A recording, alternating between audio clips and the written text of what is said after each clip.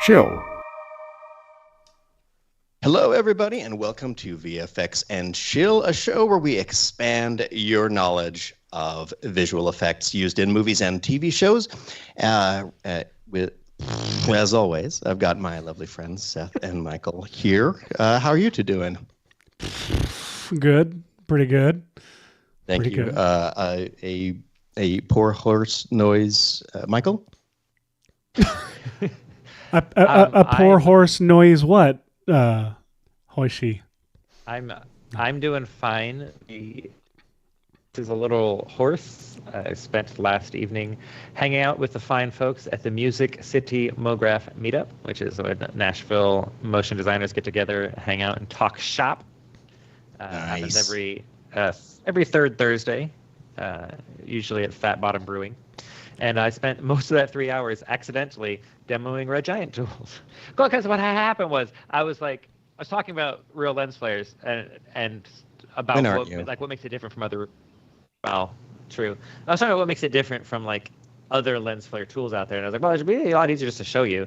So I pulled my laptop out, and then I kind of did a quick demo of it, and then someone's like, well, don't stop now. Show us more stuff. And they had some more questions on Magic Bullet looks, and the next thing I know, it's 3 hours later, and I'm still demoing. So, Thank goodness. Amazing. Well, no one told me about magic, that. Nah. It's on meetup.com. I'm never on meetup.com. I always think about going, and I'm like, why would I go? There's nothing there for me. Or whatever. So, yeah, me neither. But then there was that. So yeah, Music City MoGraph Meetup every third Thursday. Hey guys, is today a good or a bad Friday? Today, it's a pretty decent Friday. Oh, right. Yes. So happy Good Friday to everyone who celebrates. Or happy is not the right word. You know what I mean? Good Friday. Look, it is called Good Germany Friday. are off. It's misleading that you think you can't say happy. Well, I mean, it's a somber day, but the result of it, for those who believe, is quite positive. So, and for those who don't, it's not. It's no deal. It's anything. It's just another Friday. another Friday, another Good Friday. Hey, everybody. Michael Pollack signed up for the meetup. That's a different thing, Pollack. You're going to want to not attend that, depending on. No. Well, I mean, depending on what you're looking for. We do not. I mean, you might want. You might actually get what you're looking for if that's what you're looking for. Okay, what are we talking about today, Hash? Well, today on VFX and Chill, we are talking about this weird and crazy announcement of something that is coming to the Las Vegas Sphere.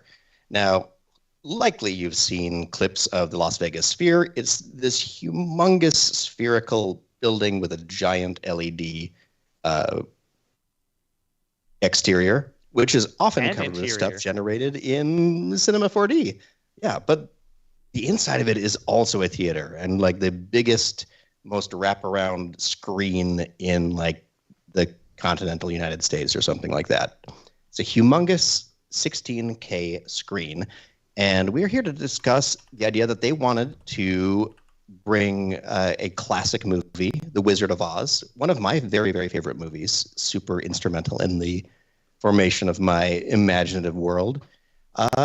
And they're actually going to try to imagine even more of the 1939 MGM classic by expanding this 4:3 film into a 16K 180-degree movie using what they keep on saying is using AI with the power of Google AI. So here on the screen, it's our friend AI. You can see they pan over to the audience here in a second. So this is the expansion of this movie. It's like imagining if you could see a movie without its letterboxing on. Open gate. And sometimes you can.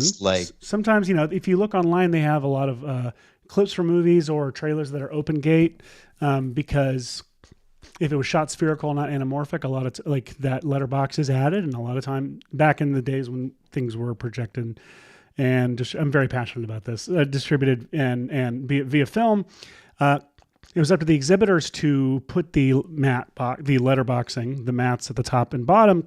And sometimes they wouldn't be perfectly aligned. And so you would see boom mics pop into frame, and somebody on YouTube has an account that posts only like open matte stuff, and it's really interesting to watch. I like that we are cropping off part of this video, so it's the digital expansio. Oh yeah, it's fine. It's where it works. I like it. And so this right here is that taken to the extreme. It is the most extreme level you can imagine. So yeah, there's the original footage up there in the corner, obviously, and the rest is an AI expansion of the movie. Basically, like taking a photo, doing the uncrop thing in Photoshop, and then just saying, "What do you got, Johnny?" and generating some kind of craziness. And it's very impressive. It's really neat because like the horse is back there doing horsey things, and like it's a lot of work, and they also had to upscale it to a screen of this size from that ancient film that they had, which is not in the best of shape. They also had to do some upscaling shenanigans as well. Patrick GG is saying, "Hey, that looks dope, but how's the Google AI doing it? Is it an LLM trained on copyright material? It's trained on the movie, actually." Maybe we could hear from the folks themselves. Seth, I want to, but I just right before we do, I want to point out the things that are really the couple things that really impressed me about this. Well, I think it's super impressive too. One that's fascinating to me is that if you look, the camera that's filming the screen is panning here, but it happens to for some reason match the panning in this in the original, which is interesting to me. I'm not sure why it's doing it that way, but what's interesting if you look, it's not panning on the screen. The screen itself is not panning like the movie is. And no, hey Siri, never mind. It just started playing. Hey Siri, stop. Sorry. See, that's the problem. You cover AI filmmaking, and everyone wants to. Everyone wants in. But you're right. So the camera movement is gone. It's stabilized. But this is the big thing. Look at this giant, whatever this is, tractor thing. And hay baler. Combine harvesting hay. Look at that. Look at it. And watch where the wheel occludes the dog right there. Like look how faithfully that track and everything are doing this. Which leads me to believe that it's not all AI. This is 3D geometry happening. In fact, I can see, look at the little mat. There's a little bit of mat, like roto stuff happening on the wheel there as it crosses onto the dog. Mm-hmm. Yeah. But no, this is very, very cool. There's some AI involved, but also a lot of human work. How many people work? Play the thing. Just like any good AI, there's plenty of human work happening here. Yes. Is it going to be this one or this one? This one, yeah, with the audio. This one? Yeah, with Jonathan Frakes. Okay. Hang on. Oh, I turned my audio down to save people. Here we go. The original movie is in a rectangle. Inside the sphere, it would be in a rectangle that's bigger than any other rectangle in the world, but it would still just be in a rectangle. We had to figure out super resolution, outpainting, and performance. We've talked about doing it in different ways, and we realized that we really needed to do it with AI. So let's break down the challenges just a little bit more specifically. We actually had to add in and restore more detail than existed in the original film. As Michael said. The second problem is we needed to complete the characters that were cut off outside the field of view of the original cinema production. The hardest part. The third problem is with a much wider field of view, we could see characters that should be there but were never captured on camera. Oh, that's hard. And so we needed to generate those performances completely. We needed to use AI to train on all of the material in the original movie to effectively reconstruct a memory. Then we could transport the audience back into that memory of the original movie and reproduce that experience in the sphere. Okay. So that's crazy. So we just need to do that. Those are the challenges sort of laid out from a very, ground level explanation. So I still think that felt very fluffy to me. I think there's more we needed to train AI. Okay. I get it. That really works. That works really well for your PR. But I think there's a lot more. Oh man, their official PR. Like this is from their like preview screening of it. I should thank the person who, like, one guy filmed the whole thing. Oh, thanks, one guy. That guy? Yeah, thanks, one guy. Let me see. Who was that? But can I just say real filmed quick? it in portrait mode inside the sphere. Okay. So I used some... there's also score and echo inside it. So I used the other thing. That's right. The square thing that we just watched. Digital cleanup too. Yeah. Yeah. This, I just want to say real quick, that the sphere, I know nothing about its environmental impact, anything about its economical impact. All I know is that it looks really cool from a plane, and it looks really cool from outside. It does look really cool. Like, I mean, there are like, we had to disappear like 4 whole countries worth of humans. Okay, shh, don't tell me this. What I care about is just how cool it looks. But no, I do care about it. So look at that. That's really cool. All right. So, chat, we would love to know. And like, first of all, come on over to the VFX and Chill official channel. That's the biggest chat we have going on. We stream to multiple channels at a time, but this is the official home of it. So come on over here and let us know movies that you love and would be willing to try to see have this treatment to them. You know, like, because it's wild.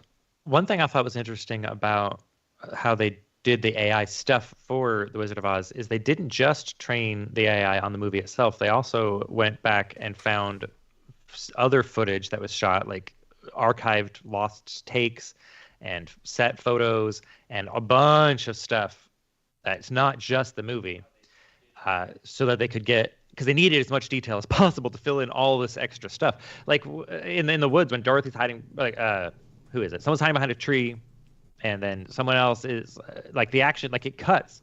But in the sphere, because everything's in the frame, they had to create this like extra movement happening. They had a ton of stuff that they had to.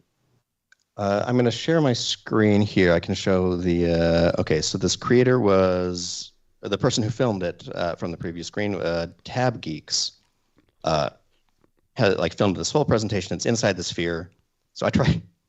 The clip we just watched, I tried undistorting with lens distortion matcher and stabilizing so we could watch it, and also removed the score so we could hear what they were saying. Michael, what you were saying, I think they have a section on in this video. Oh yeah, it's very small. So, for example, in this scene, it's a little bit hard. So we should do a behind the scenes video of how we took this behind the scenes video and expanded it for the screen, for the big screen. Yeah, cleared up the audio, everything. Which is what you're actually about to watch, everybody. in a very small format, here's an example of so this active frame is what's happening. Like Dorothy comes over and talks to Aunt Em, and the human witch, Mrs. Gulch, but the camera pans away from Uncle Henry, who's leaning up against the wall over to here. But in the sphere, they're stabilizing this whole shot and making it look like you're just in this room the whole time. So they needed to generate his performance all the time that the camera is panned over to these ladies at the table. And just him just chilling there until the camera pans back to him for his lines, that's the stuff I'm so interested to see what it looks like. For sure. Anyway, you know what? I'm going to bring up one other thing. Undertaking. This reminds me of, on a slightly smaller scale, let me see if I can find the account. I believe it is called, let me double check and make sure. Volentless. There's a very cool Instagram account that basically solves the issue of films weren't filmed for this portrait world. Find a really good one. I mean, I'll do Sandlot. So what he does is takes these. I'm trying to not have to look at the comments. Here we go. He will take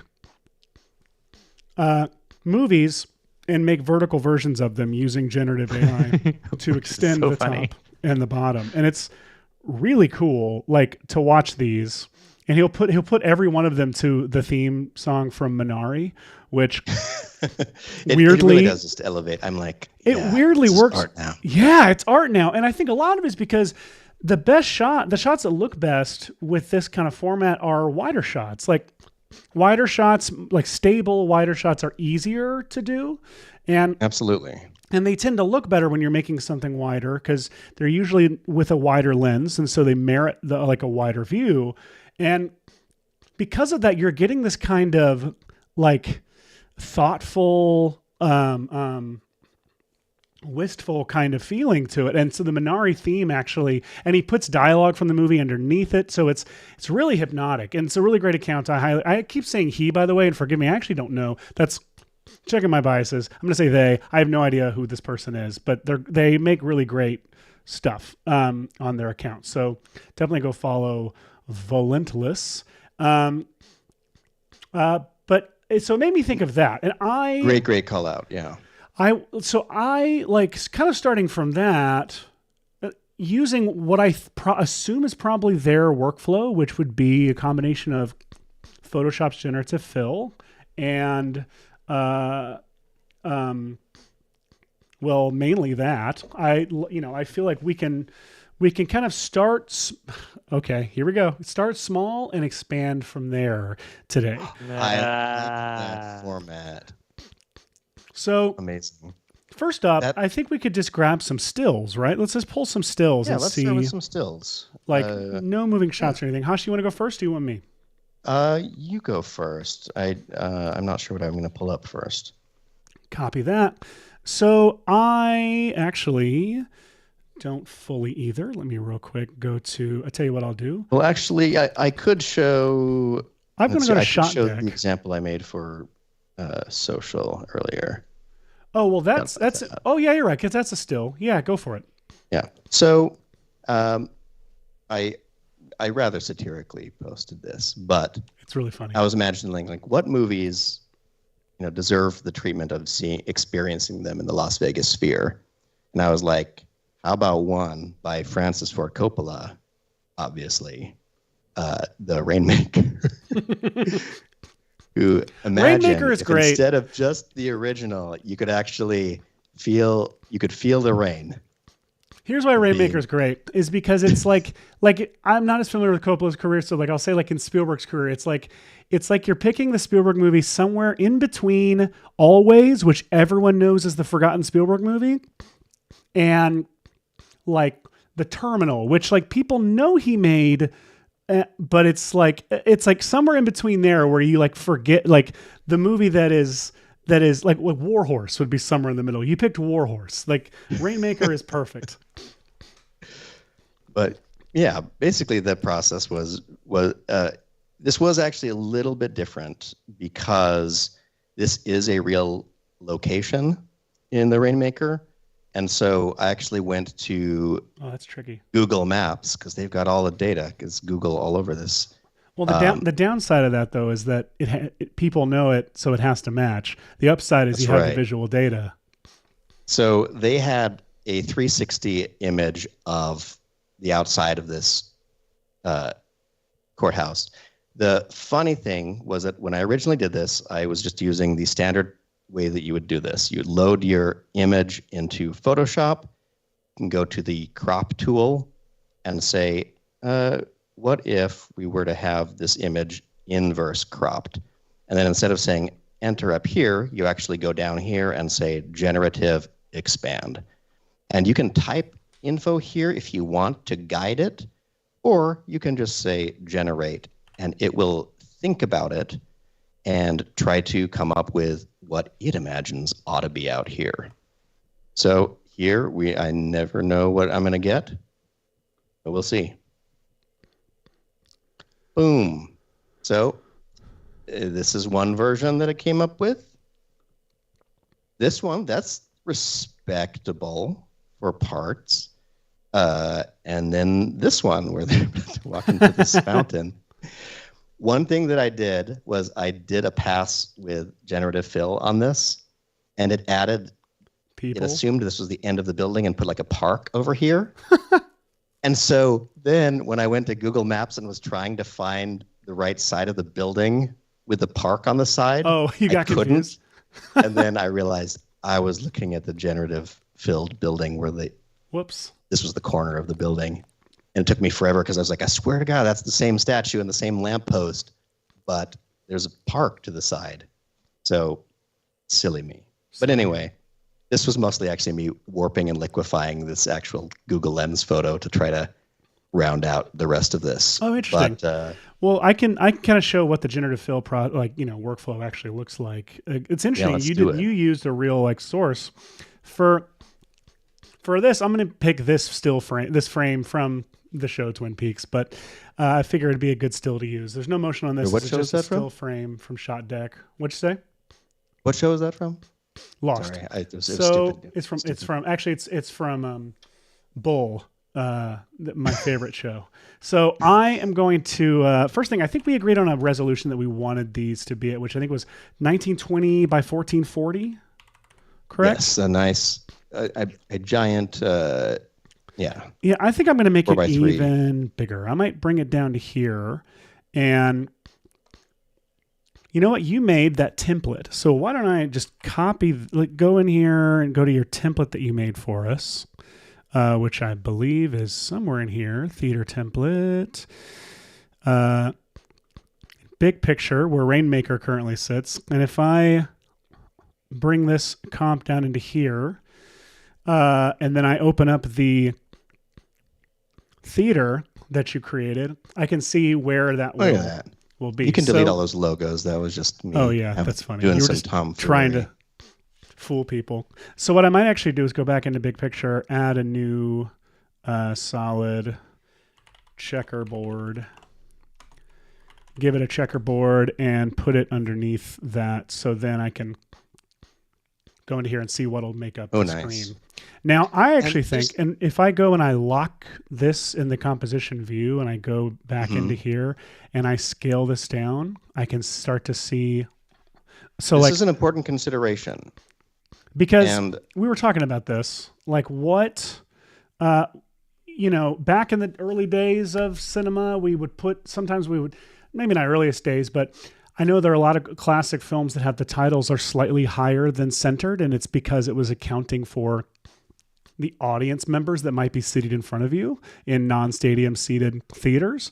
And now you see that a lot in vertical videos that the text is slightly up to keep it from getting behind the bottom junk and caption stuff. But what's interesting here is we want to kind of focus our main stuff toward the bottom, right? Because that's where a lot of our big... Well, you say that, but your mom plays Mario is asking, what are the four power line looking things in the center of the Vegas big screen? Like back at the Wizard of Oz clip you're showing earlier, there's some sort of structure down there, and they were asking what that was. So you do kind of need to cheat up a little bit from that. I think those are light rigs for the... when they have concerts and a stage show and stuff, I think. Let me see if... I think that is what they are. And Patrick GG wants to know why there's no sound in the drop. Yes, that's light rig. Oh, I'll turn my sound back up. My bad. Thank you. Michael Pollack wants to know, do we guess the spherical distortion on the theater shot? I mean, what's funny about it is that technically it is a spherical screen. So it's as if you just filmed it on a GoPro. Yeah. Or an Insta360. Like the lens distortion almost gets...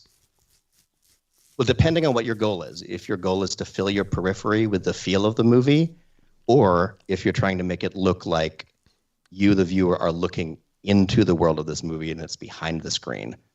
Because that has a big implication about, if you were looking at a building face, does the building face go, if you were on an IMAX screen, it could go off the top of the screen. But if you're in this theater, you'd have to fake foreshorten it like a Warner Brothers painting. Right. So then what we'd be doing actually is so it would be if I do... Wish I had an example of that. An adjustment layer. Well, I know what it is. If I go into... if I go into your theater, or I'm sorry, your sphere interior, you've got an adjustment layer with optics compensation. And if I copy that and paste it into big picture, turn that on, but then I go in and I reverse lens distortion, right? No. Oh, no, this is actually right here. This is right. So How like is that right? A square building, it would look like it was curving away from you because it would have to look like it went into the distance on the screen for you. This is confusing. Oh, it's because you would, I see. I should find an example of it and do it both ways. You should. In the meantime, is this kind of the size we're thinking? Like, is this I like think that's a good, yeah, because it's got to be wraparound immersive like this. So I am going to then go back into here, and I am just going to say content, go to content aware fill, the tab over here, and I'm going to click, I think I am maybe a little cut off, so I'm going to bring it in a little bit. There we go. I'm going to click this button that says create reference frame, and that's going to open up Photoshop. Heck yeah, Photoshop. Look, with a sphere featured. Oh, look at that. I think I'm like 20 versions behind in the beta because it's like, it keeps telling me a beta is available. I'm like, I'm working. Like right now. No. So I am going to select this guy, like just the square around it, making sure that there's a little bit of room. I maybe don't need it, but I do it for my own OCD. And I'm going to select inverse. So now it's the area outside that spot that is selected. You know, I need to make this a little bigger. I can make this bigger if I want to, and so I want to. Yeah, we're sort of like, we don't like our output today doesn't need to be ready for the Las Vegas sphere per se. But I think that as long as we accomplish the idea of having to generate, you know, way more of your image than was filmed, we'll get the point across. Yes. So I'm going to click generative fill, this button here, which then makes Photoshop think. Wait, is it not generating? Oh, wait. Sorry. It wants me to type something. I'm not going to type anything. I'm just going to say. Type, yeah. What do I need to type something? Press generate and then you press generate again. All right. Generate. Getting a prompt. During this break, I'll call out that your mom plays Mario, who just asked about that lighting rig, is my lovely wife, who just my mom will play Mario for your lovely wife. Oh, look at that. Look at that. I've got three options. In the twin. I've got this. I've got this version with this weird billboard, like billboard for Google AI. And then this with a weird like prison over on the left. I'm going to go with this version right here. That feels the most like. It felt pretty natural, actually. Yeah. And I'm just going to hit save. And then I'm going to go back into After Effects. And if I don't, it's right here. But if it's not showing up, I'm just going to purge the cache, which I've got a button here that does it. But just in case you don't know it, you go to, I've actually forgotten where it is because, wait, I've forgotten where it is because I have this button. Thank you. Edit. Purge. All memory and disk cache. Boom. There it is. So now, okay, if I go into, thank you for telling me, buddy. If I go into here to the theater now, there it is. I've got, that's pretty cool. I'm going to get, let's see, where's that AI generated title coming from? Probably that, in here. I got rid of it. So there we go. Now I've got Twin Peaks in the sphere. All right, so that's how you do it with a still frame, right? But obviously when things get moving, that gets pretty complicated. So here's what we're going to do. We're going to take a quick break. When we get back, Hashi and I are going to break down. Well, I guess we'll start with shots that maybe the camera isn't moving, but things in it are, like grain and people. We'll go into that next. So we're gonna take a quick break. We'll be right back after this. Hey. I just want to take another look at you. Cappuccinos. Welcome back. If you're just joining us, we're going into the sphere. That is Las Vegas' sphere. We are we're taking movies and TV shows and from their original format and expanding them using modern day tools. Speaking of modern day tools, I'm Seth Worley, and I didn't want to call you one, so I'm just reintroducing ourselves. Seth Worley with me, Michael and Hashi. Always include me in the tool bag. And Hashi, what are you working on over there with your modern day tools? Well, I thought that 1939 for The Wizard of Oz was a good pull, but I also think that maybe we could go back even further. Nearly 100 years ago to the Fritz Lang masterpiece, Metropolis, which is the most overly ambitious movie for 100 years ago that you can possibly imagine. Yeah. This is insanity. There's just these clips from it. They're wild. I grabbed a handful of my favorite stills from it. And I thought that this would actually be kind of fun because the whole thing, cameras weighed 4,000 pounds or whatever in this era. So they're locked off shots. But they were very thoughtful and interestingly composed shots with crazy visual effects and stuff. I know that Corridor Crew did an awesome breakdown of some shots like this, where they literally, they built a set for these people to be on the stairs, but then also had a nice Pepper's Ghost illusion double exposure of a scale model that's over to the side of the camera here to create shots like this. These, I think, are pretty much just ginormous matte paintings of a city. And I wanted to start by talking about one of these clips in particular. So I didn't go with as large a scaling down of it because it's this big wide shot anyway, but I was thinking that this shot is kind of neat because it has a handful of elements that fly through it and in and out of frame in a kind of low challenge way. So doing the same process you did earlier by creating a reference frame from this with an alpha, I was able to create a reference frame that looks like this. So here's kind of a whole landscape that features, let me see if I can maybe turn the opacity down so you can see, generating this exterior part of this image. So kind of widening the scope a little bit. I figured since it was a wide shot that this would be good enough. Obviously, there's some, it won't line up perfectly because one is a moving film, one has some flicker on it and noise and stuff. So I think the obvious and low, work way to deal with that is to take a layer and just add some feathering to it. So just put a little mask on it and kind of feather the edge between the live action and the footage. The only problem you have now, especially with an old film, is there's this flicker from the original film that's not being carried through to the extension of the image. So my solution for that was actually to create another layer that is just a solid that I'm calling cast light. So it's a black solid, and what I'm doing with it, let's see. Here we go. So if I isolate just this solid, I'm using CC Composite to source the original frame. So I'm sourcing whatever my original footage was. I will note that I ran a stabilization on this already because I wanted to eliminate some gate weave, which I imagine in the Las Vegas sphere would feel like an earthquake. So interesting. So you're just eliminating gate weave instead of matching it. Instead of matching it. Oh, interesting. That's smart. So I stabilized this footage, and then I'm CC compositing it onto this black layer here.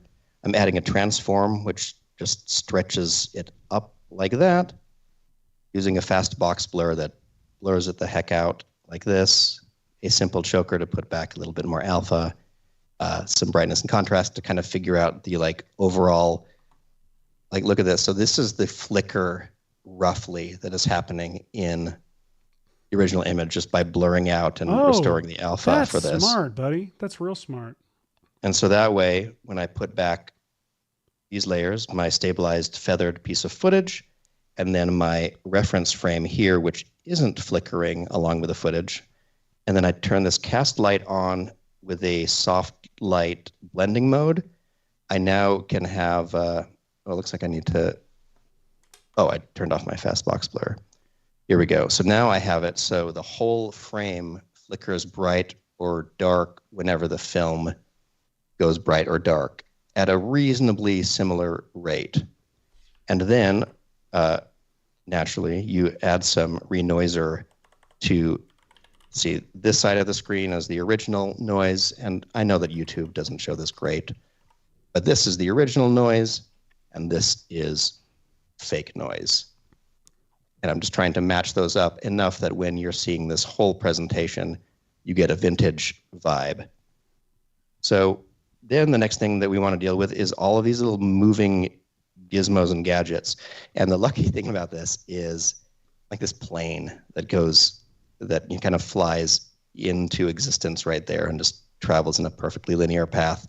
It is a model, so you can see the lighting on it, get exposed right there.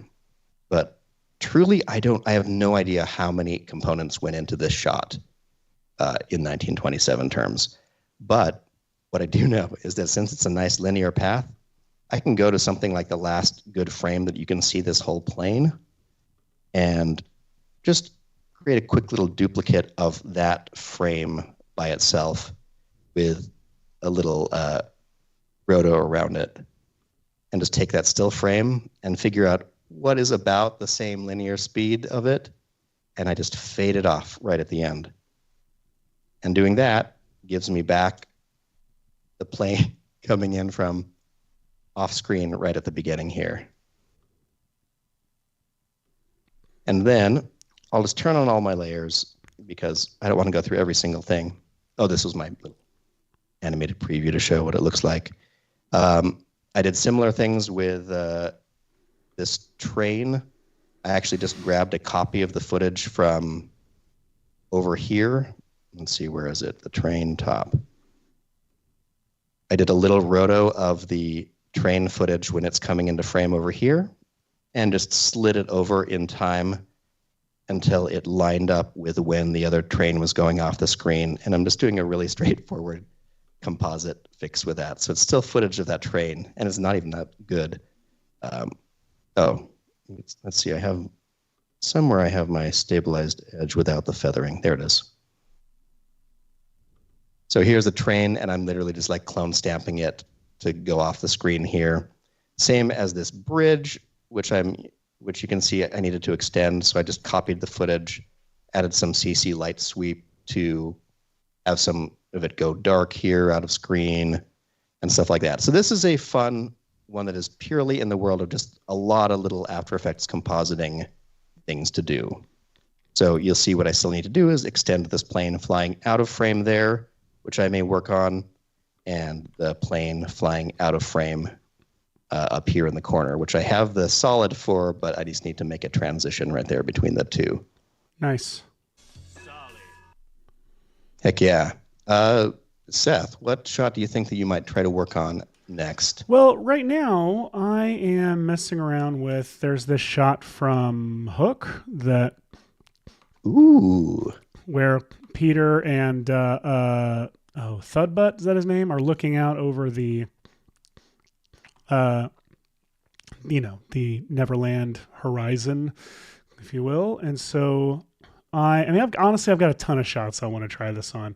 This is great. And Michael, have people suggested any movies that jumped out at you in our comments?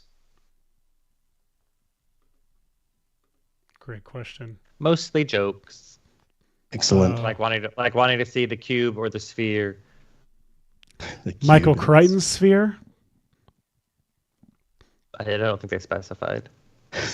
Well, I just did. Sky Captain and the World of Tomorrow. I got to see the sets for that movie when I was an intern at Paramount. There were sets for that movie? Ginormous green screens with railings. So it was like, cool. I'm on my first official production stage, and it's just a ginormous green screen with these black railings. Though they had the Lemony Snicket house in one of the studios, and that was pretty cool. Because it was like all like foreshortened and like, but yeah, full exterior. It's crazy. Good days. Someone is talking about 2001. So there's that. Ooh, yeah, we've got plans for 2001. Don't you worry, that's coming. I do. It's on its way. So here we are in the sphere. Star Wars Trench Run is also a suggestion. Oh, that would that's be wild. so much movement. I feel like people would die because, like, I don't. That's my question is about the sphere. Is like, yeah, like I mean, about the sphere is how. Like, if you're filming a movie that is like handheld or has shaky cam for a screen versus a theatrical screen, like, there's a lot of consideration you gotta give the audience. I feel like you. Also, Patrick GG says they asked for Oppenheimer, and that was asking for Oppenheimer is not a joke. But I think it is funny because of their whole everything's practical, and then you have to digitally recreate the rest of the movie. All right. Jason Diamond wants uncut gems to be. Well, I mean, my big question is, like, in a thing like the sphere, like you said, Hash, it's like, are we looking? It's like I kind of come back to like the. This is different than a movie screen in that it's not a window you're looking into; it's your entire peripheral, and so therefore, it is almost created to be like an experiential thing. Excuse me, to where you are in the world almost and surrounded by it, which makes shots where you are like flying all over the place, and especially if it's like a POV shot and you're, diving down into the trench and flying through it, I feel like you then like I don't know where the audience and the point of view plays into that. Like, that's a difficult one. Like, if you were like a shot with like like an HUD component or a spaceship foreground component, like POV through like from like Top Gun, I don't know what the goal is. Like, would you blow it up so it looked like you're in the jet and the ceiling of the theater is the ceiling of the jet and you're looking out the window? Yeah, I don't know. Or a lot of like I don't remember how many, in the 1939 days of, very heavy cameras to move around, there's probably not a lot of, perspectives from inside of, a spot, and like interiors were just, wall-less on one side, so you could just peek into them. Yeah. So, but this is a great example. This is fun where it's successful because the horizon is way out there. Yeah. I might try revisiting the shot that I'm working on right now in a different way. Actually, Blade Runner is a great suggestion. I have some shots from Blade Runner, 2049, actually. Do you have the original?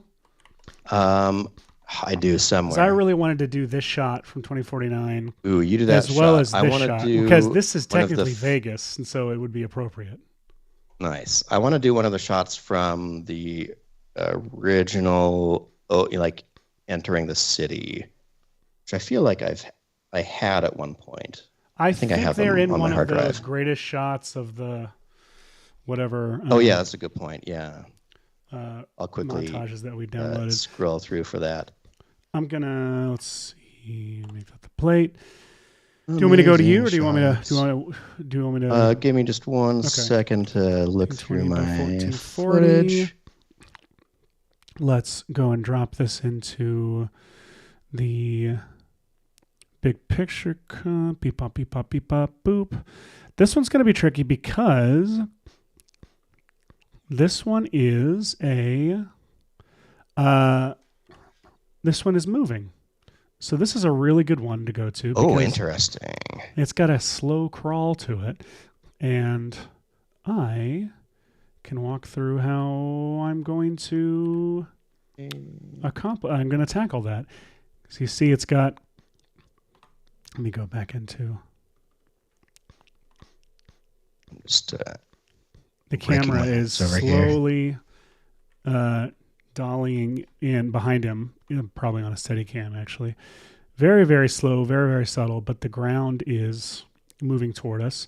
The sky is easier because the sky is this haze. But that ground has definitely got to be moving with us. So definitely. So what's your approach for that? My approach is very much, now I got to think about this because we're going to be expanding it. So you can either track it at real scale and then try to scale the world and camera. or shrink the footage and track it as if it existed in that space. Yeah. Okay. Can I turn that? I don't have a bypass set for that one, so I'm just going to have to... I'll avoid the word. I'm going to have to keep my finger hovered over it. Yes, so I can either track it in this... Oh, God! Freaking... Track it! In this size.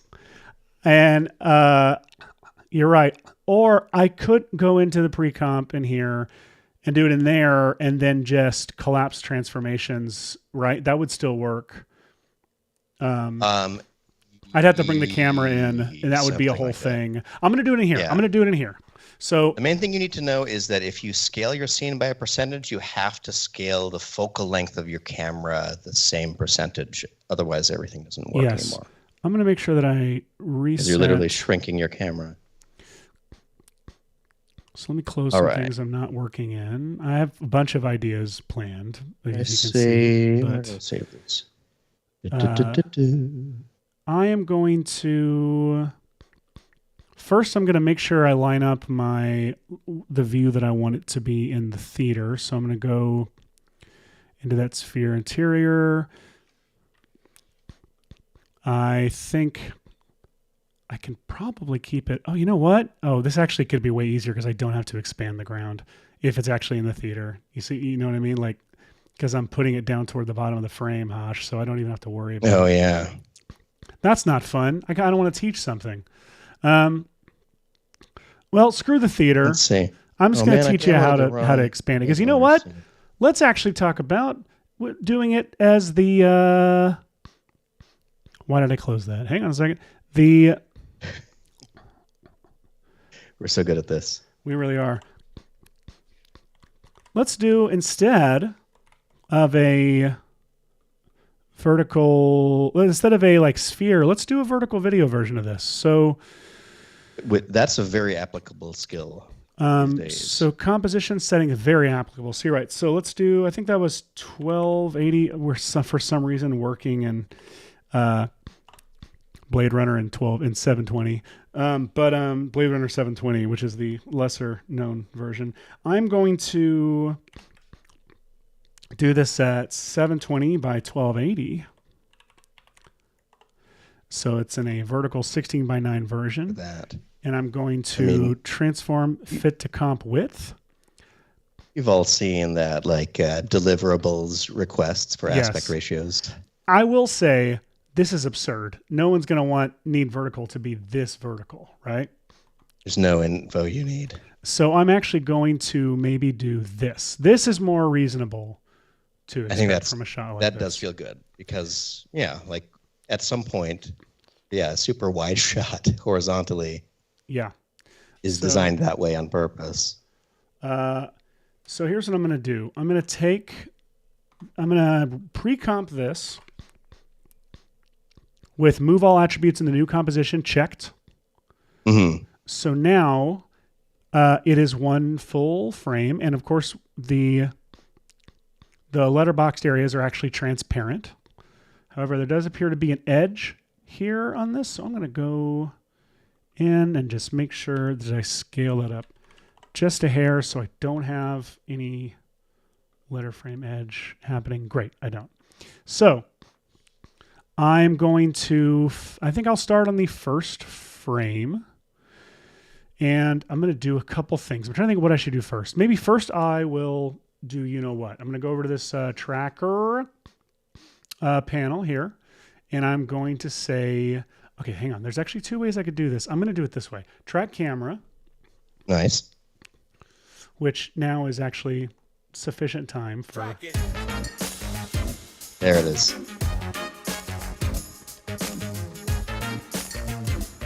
Actually, it might last a while because it still says initializing. Excellent. Well, if you want, you can come over to me. I'll show it's tracking. An interesting challenge that is a little bit different. So, okay. Go for it. Here I come. Let's see. So I'll make a new composition that is, what did we say? 1440 by 1080? 1920 by 1440. 1920 by 1440. So I've got this still from Blade Runner, and this runs us into that issue that we were sort of talking about if you're supposed to be experiencing this in a spherical projection mode, or if you're just watching it on a very big screen.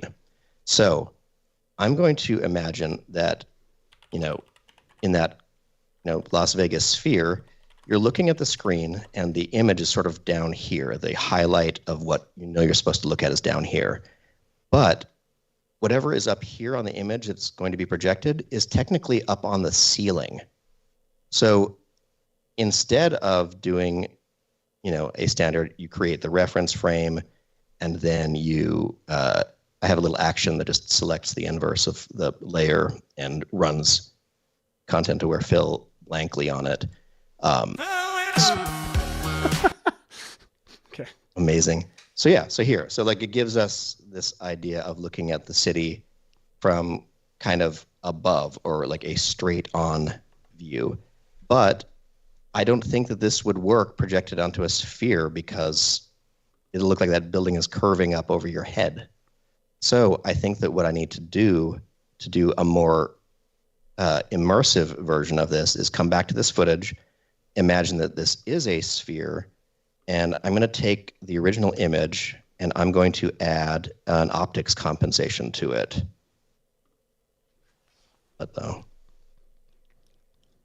Optics compensation, and I'm going to leave it on standard optics compensation. I'm going to turn up the field of view, and as I do, my reference frame is in the way.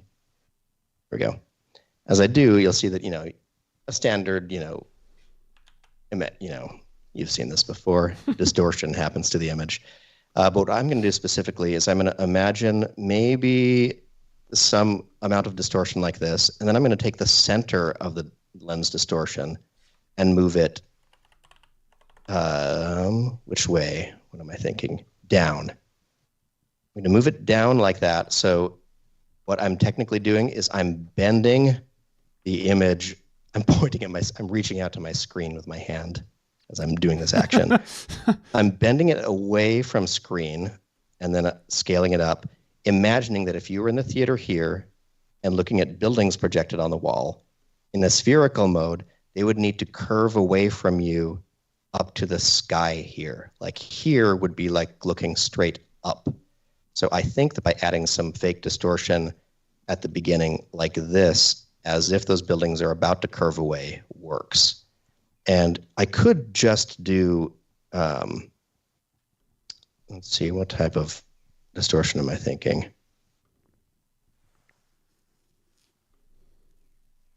I'm unsure. We'll see. Either way, I just want it to hint that these buildings are going to get foreshortened, and you'll see the top of them here. So let's imagine right here for some reason. All right. Create reference frame. Let's run this on it. And this will be without any guidance. Let's see what it generates. Likely I should have said a fisheye view of buildings stretching up into the sky. And actually, just that little bit of distortion did what we hoped. This is probably the best example. So if you're in the theater here and you were looking up, this building is bizarrely distorted right now. But if it were projected onto a spherical screen, it might look cool. Let me just save this for a second, bring it back into here. Now I'm going to take this comp right here. Let's name it something. Let's call it wide, I don't know, Blade Runner. And then we'll put that into another comp. And in this comp, I'm going to add the effect horizon and use itself as an image map. Effect Horizon is my favorite Paul W.S. Anderson movie. Is that his name? He's not Paul Thomas Anderson. He's the other one. So right now what's happening, if I put a camera in here, is it's bent the image all around a sphere. Another way to demonstrate that is to go up to Horizon's settings here also and say, instead of covering all of the actual horizon, I want it to fill about 180 degrees or 200 degrees, let's say, of the background. And in terms of the ground plane, I want it to cover let's just say 90 degrees worth. So now if I move my camera around, you can see that what is sort of happening is as I look up, it's like you're looking up toward the building or whatever. So I do think that this kind of would work projected into the sphere because this part is technically above you. I feel like I should do this in real 3D so people can actually see what's happening or see what my theory is. I could do this. This is dumb. Can use the effect sphere and switch the mode to, where is it?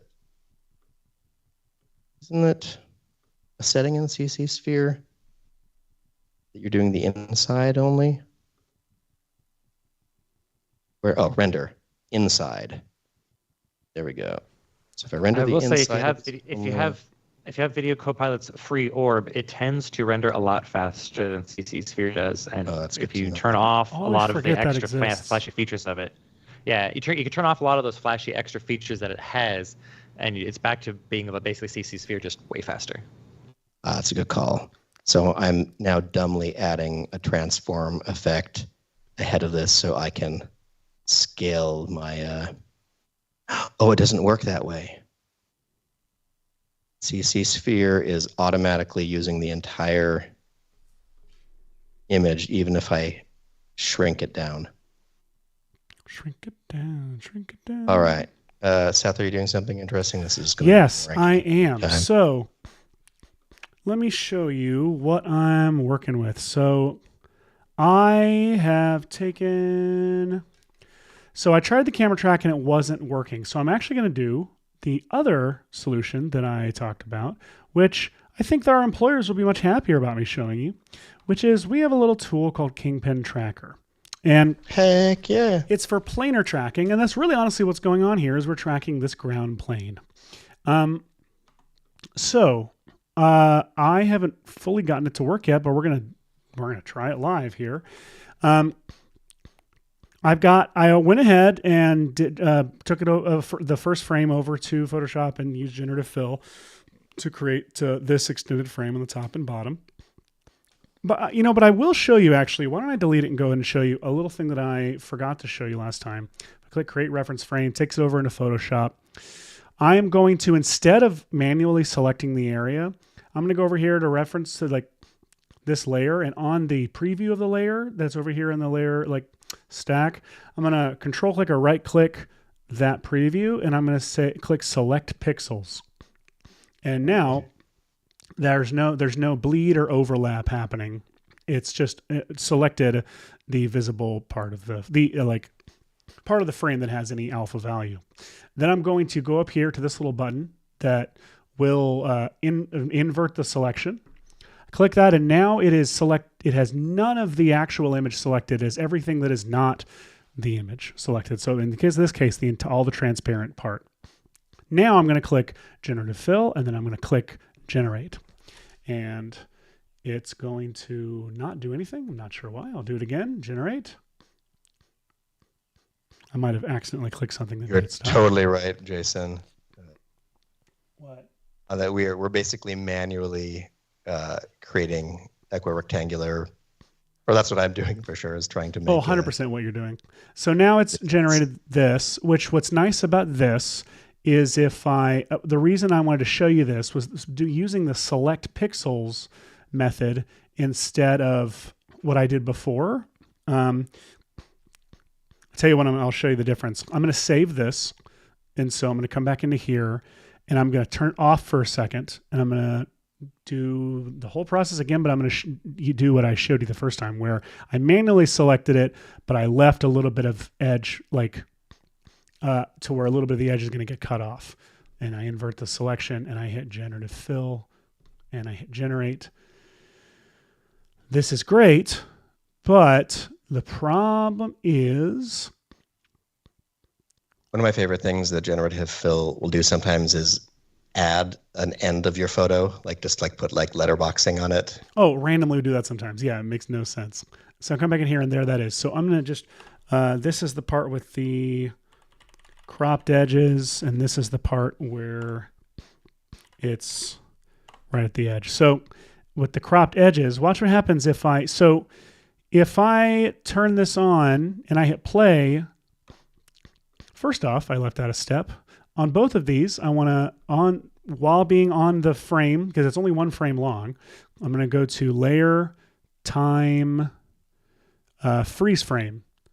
And then I'm going to stretch it out for the rest of the comp. And I'm going to make sure I do that down here with the edge, Bono in the edge, freeze frame. Speaking of the sphere, the edge has been in the sphere for a while. So the edge has been in the sphere. If I hit play, of course, it's just a still frame. But let's say I want to see it with the motion part in the middle. So I'm going to drag it and bring it underneath. Hey, I want to see it with the motion part in the middle. I'm going to drag it. Thank you. Good job, bud. I'm going to drag it underneath the video and hit play.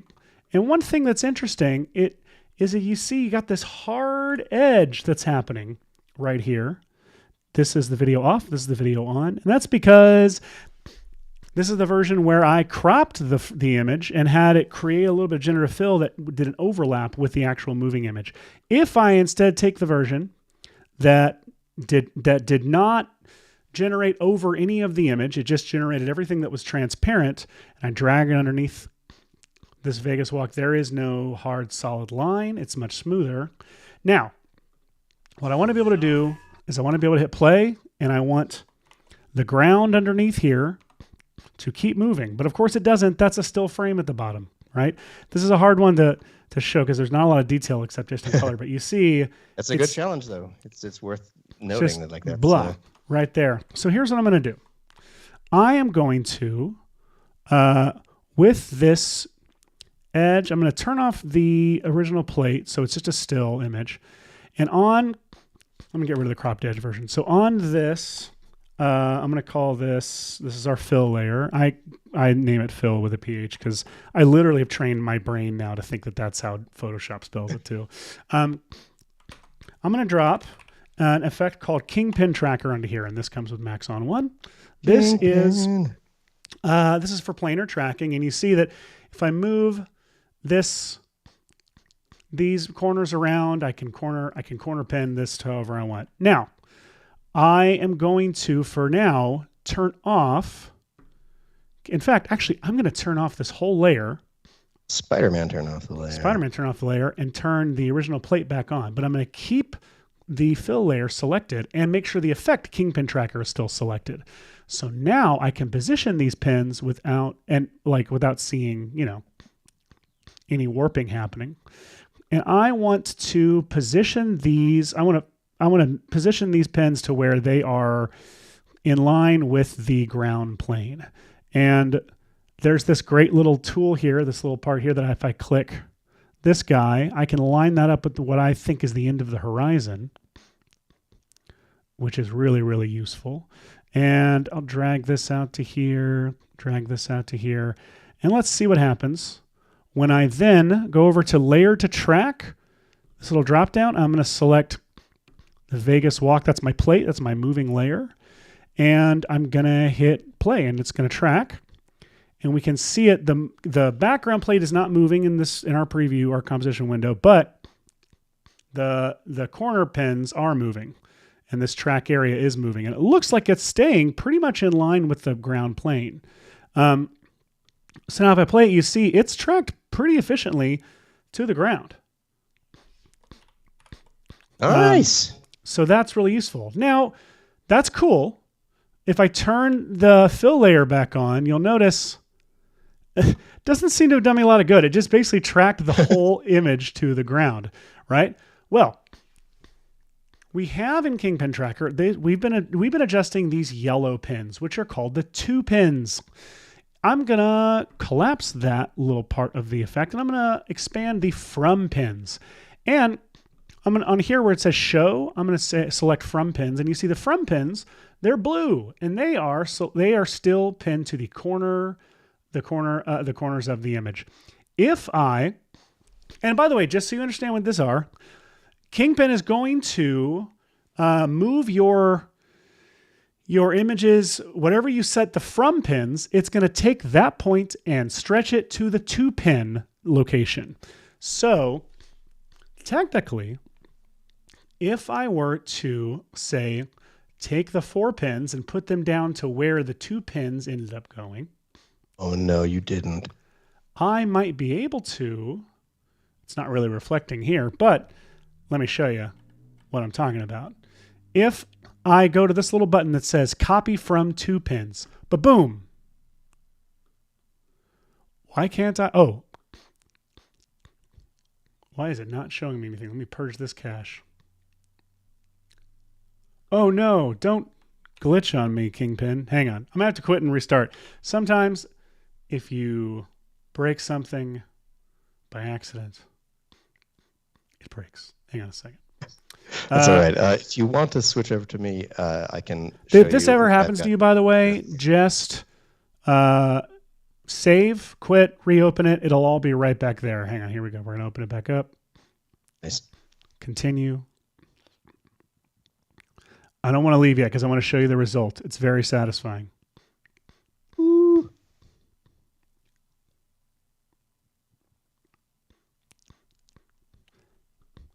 And that result is going to be anytime. Right here it comes. Here. So let's go to, we said copy from 2 pins.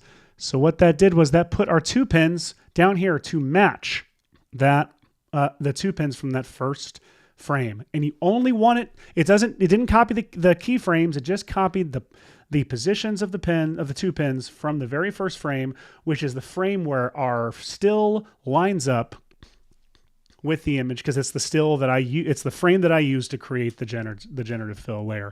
So here we go. I love it. I'm going to hit play, and you'll see now this still is moving. It's warping in a way that keeps it lined up. It's no longer like stretching the whole image down to the bottom. It's just stretching. It's basically, I wish I would had a better way to describe this. So it's fun to watch, but if I drag this underneath my moving layer, now my ground, that area underneath, it stops lining up right around here. And that's mainly because there is a vignette on this original frame. And so as this part of the ground starts to come here, another thing that's happening is that the light is changing, like on here. So with the way the dust is moving and everything, but that's okay. I can get away with this by, if I want, I'm going to just, I'm going to add a mask to this layer. Do it. And I'm going to actually give that a little bit of bleed room, but I'm going to go in here, and this is my favorite trick. Mask feather, I'm going to alt click on it. No, sorry. Not mask feather, mask expansion. I'm going to alt click on mask expansion. I'm going to pick whip to mask feather and then add asterisk for times or multiply by -1. So now whatever I turn the feather up to, it will de-expand the mask so that it doesn't ever show. If I turn that off, you'll see like that feathering does no good once the feather size starts to hit the edges of the frame. So if I turn that back on now, you'll see it's a lot smoother of a fall off. So even when that light changes down here, that's okay. I'm going to want to expand the sides of this out though, because I really only want it to be on the top and bottom. And I also now need to just stretch this top expansion a little better. And you know what I can do, honestly, for that is if I, let's say I want to, I'm trying to think of the best way to do this, the easiest way to do this. So this is the fill layer that's like doing all this jazz. If I just go to layers, or maybe I wonder what happens if I just draw a mask across the top part and then just say subtract. So now the top of the frame is always going to be free up there. I will go to, I forget, I haven't done this in a long time. Can I content aware fill if there's a feather? Or do I want to defeather it first? Yeah, but what it'll do is basically it does kind of like a minimum, like a min-max on the thing where like it'll start below your feather. It'll go for anything that is missing. Oh, do you think I should leave the feather on or no? Try leaving it on. Try leaving it on? Okay, let's see what happens. I'm going to go over here, and I'm just going to, let's see. Our filling method is object. Lighting correction is strong. And I think let's have lighting correction on, just to be safe. I'm going to hit generate fill layer, and it's going to automatically go through and fill in that top layer. So it's analyzing it right now over here. I didn't think to try content aware fill's surface method on the ground. Do you think that would work? It actually might. I actually did some experimenting with something similar, which I could get to after a break, once we see how this result turns out. We should go to a second break after this result. You're right.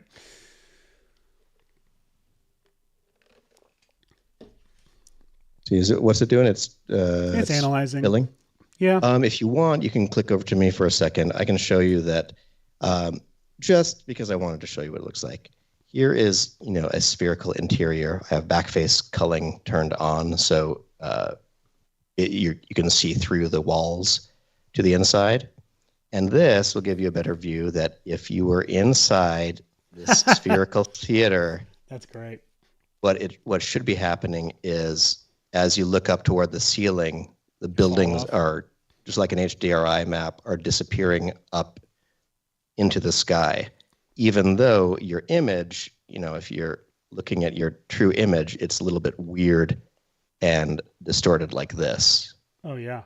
So it's just trying to compensate a little bit for that, imagining that you are, inside a spherical theater. It's tiling, but you get the idea. That's really cool. You'd see it disappear up into the sky. A different consideration to do. And obviously there's some weird warping. You would actually probably want to do a true, After Effects does have some VR viewing tools. The GoPro and Insta360 cameras have plugins for After Effects to be able to view any kind of footage and force it into rectangular mode and try to kind of deconstruct things from there. But that's beyond my pay grade today. But I did want to get into another shot that goes one step further than this for trying to create an image, which I think I have over here in this file that I'm going to pull up right now. Earlier, I think Michael Pollack had mentioned 2001, and I wanted to reveal that I've put in the hard work to recreate this shot. I don't know what I'm doing. Oh my gosh. I never thought about the fact that I would absolutely kill. Well, I guess it's not actually spinning. I mean, it is spinning, but it's not what he's like. He's not rolling around because of the spinning. But in my head, I want to see, my dream has always been, I think I talked about it last week on the show for some reason, is to see an entire feature film in which a man with a one-man band like Dick Van Dyke from Mary Poppins set up on him is rolling down the hills of a Tibetan, like a mountainside Tibetan temple stairwell for solid 2 hours. I kind of want that same thing here. Yeah. In this, in the 2001, whatever it's called. I forget the name of it. So this is obviously me taking the famous jogging shot. I'm not even sure where do I have the original. Goodness. It doesn't exist, actually. You did this on the original negative, so this is all that exists. I'm so sorry, Stanley. I know you don't like people touching your things, but I had to. So what I did for this was actually, I was curious to see if I had done sort of a paint out version of that hallway. Not the hallway, where'd it go? Of this, if I could run this through a Gaussian splat and or photogrammetry. And I did get some results. It's interesting. So obviously I couldn't resist adding the character into there, but this was the recreation based on the camera move. It's not great. It's not the highest res or anything like that. So I thought maybe this was too ambitious. The Gaussian splat didn't look much better, but I thought, that what if I went for a simpler shot from it? And there's nothing especially simple about the shot, but it's a neat, memorable one. Yeah. But it takes place in this like octagonal hallway. So I thought, ooh, a bunch of flat surfaces. That'll be fun. But you'll notice if you try to track this, you run into the immediate problem of look over at these lines that I know to be straight on the set. Oh. Look how wide a lens that is. 2 weeks in a row, are we going to use it? Easy. So, yeah, I had to go and take this shot. And we did it last week, didn't we? Didn't we do this last week or the week I think before? we did. We just add the very simple lens distortion matcher plugin. And what's so great about it is all you do is you go up to one of like the most egregious lines like this, and you say, this, defining a little line right here. Whoops. Yeah, there we go. We got the pen. I'm going to make a dot there, and a dot here. And it says, I think this is a fisheye lens right here. And I'm going to say, okay, fine. You're the boss. And now I have this nicely defined curve right over here. And the crazy thing about it is just from right there, I can either remove the distortion because I want my footage to be more square, or I can create an undistortion pre-comp. And it won't look like anything's happened, but if I go into this undistorted work, look at this wildness. That's nuts. Here is this shot made square. So look at this. So now I actually might have overdone that curve, but now these panels come all the way to the edge and stay square. But you'll notice that there's a whole lot of missing data before it gets pinched into that. So I figured, well, this is kind of interesting and it's square, so I could camera track it now. So I did. On it. Dang it. There we go. So that's basically what I did is I went to the footage, ran the camera tracker on it, and then started defining. Let's see, I'll turn it like this. Here we go. So here's the footage. And I started adding, the camera on, I guess. There we go. I started putting little tracker solids where all the walls were. And then I got this thing. Just kind of, which actually, look at this. Oh, look at that. That's so fun. So great. So these are all little planes from which I was going to maybe use my, parachute. I could use my 3D plane stamp tool, which could be pretty fun. What I actually did, which was going one step further, I exported this from After Effects to Cinema 4D, where I now had, let's see, I'll show you the default camera. Basically, all these solids arranged like a little hexagon. And then all I needed to do was take this very, very first frame, do the process that we've been doing, which is taking all of this empty space and generating one filled in image. I also erased, the astronaut there. So now I have this super wide and squared out version of this that is much bigger than the original, and reprojected this 3D image onto the geometry from frame one. So let's see, I'll turn off my reference frame for a second. So now what you're viewing is the footage, and behind it is a render of that first generative fill frame being projected onto that geometry. And just so you can see it, let me grab my hallway cropped footage. Oh, is this going to be a circular reference if I try to bring it in? It will be. Okay. And I'll bring it in. Okay, so just so you can see, the real scale of this is about this big, the actual footage. And we're generating everything else outside of it. So that's quite a healthy amount to be able to create, like digitally recreate the set around it just by using a camera projection method for this.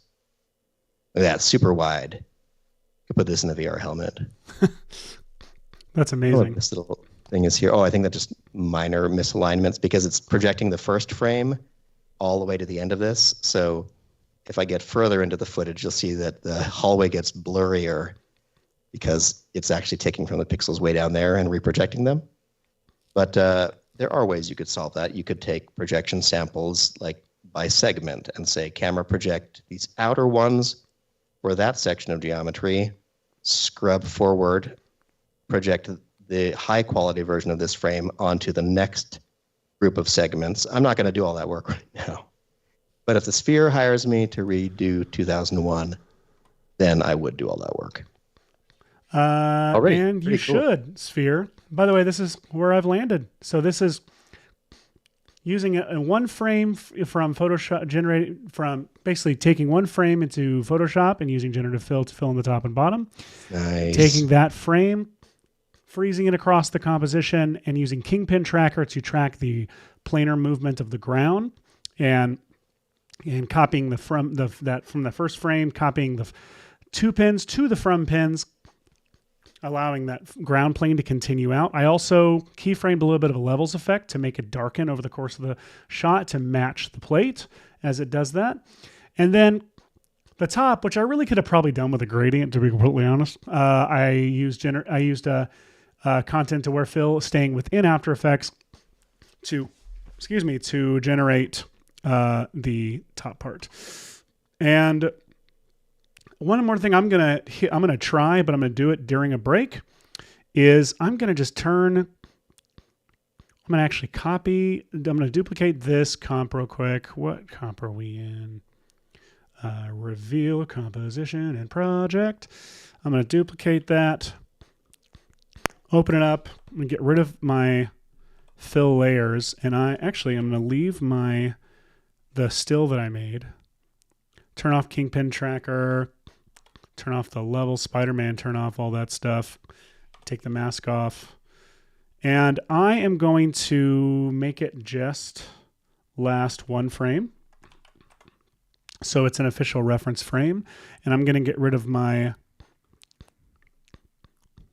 mask on this layer, on the main layer. And I'm going to try going over to Content Aware Fill and saying surface. So, yep, thanks.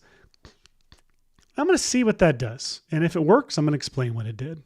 But that tends to, I know when I had this selected as surface by accident one time, instead of painting out a character, it just mapped the environment to the character and made it make them move almost like it had been painted on them or like they were the predator.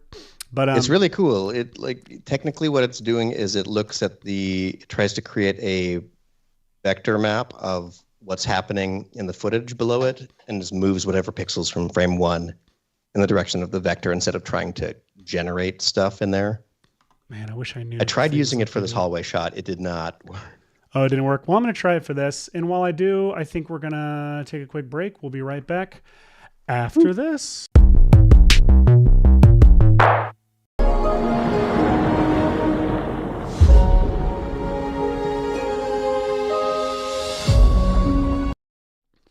Welcome back to VFX and Chill. If you're just joining us right during that very long drop, we are expanding our minds, expanding cinema.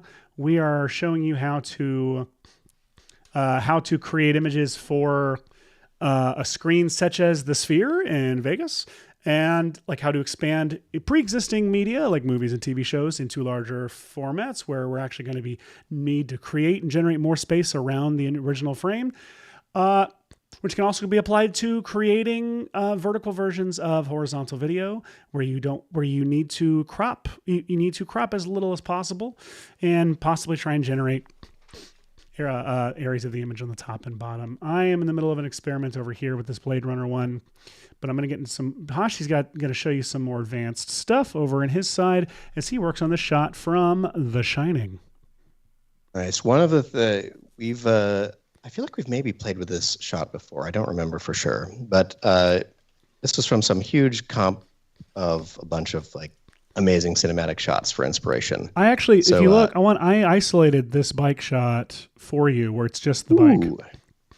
Yeah. Okay. So let's do that. Footage folder. Let's create a new. I'm going to do a new project because I'm a very organized person. You all know. Let's create a new project from my standard template. Let's save it as Shining Bike. So misleading. Let's see. Let's open up here. It's under footage here. Shining Bike. It's actually funnier when we hear you looking for it behind it, like talking to yourself.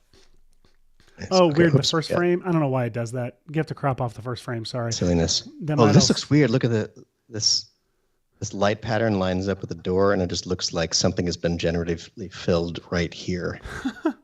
It doesn't make sense to me. That's so weird.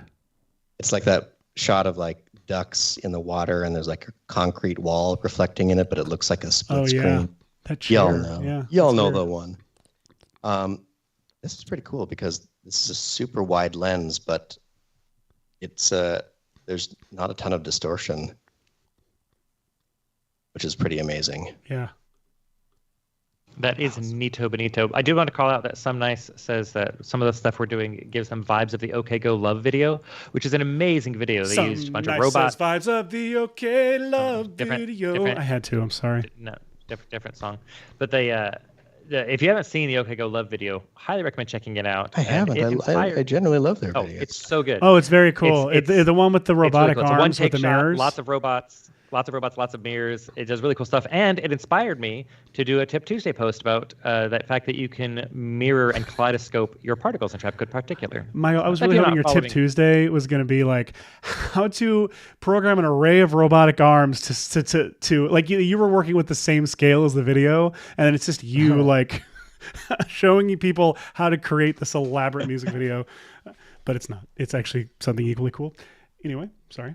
It's just neat that you can do that. David Marin says they're joined late. They're watching on 2x speed. The data catch up, but thanks, gang. So David Marin, when you're watching, as you watch this in the future, we saw your comment. We did. Paulek, I hope your comment is a response to my so singing much that song smarter earlier. At 2 speed. Also, like we're so much quicker with the jokes and the effects. So what I'm going to do is I'm going to take this shot and I'm actually going to trim it down. I'm just going to grab, because I really just want this one little section, trim comp to work area, and let's zero out the start time frame. All right, so I'm going to focus on just this one little section.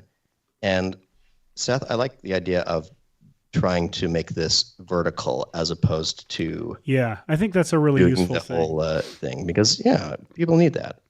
So let's create. Let's take. Actually, we'll call this the footage, and we'll drag that into its own comp. But this comp, I'm going to make 1920. Whoops, actually, I'm going to make it 1080 by 1920. The most beautiful aspect ratio ever invented.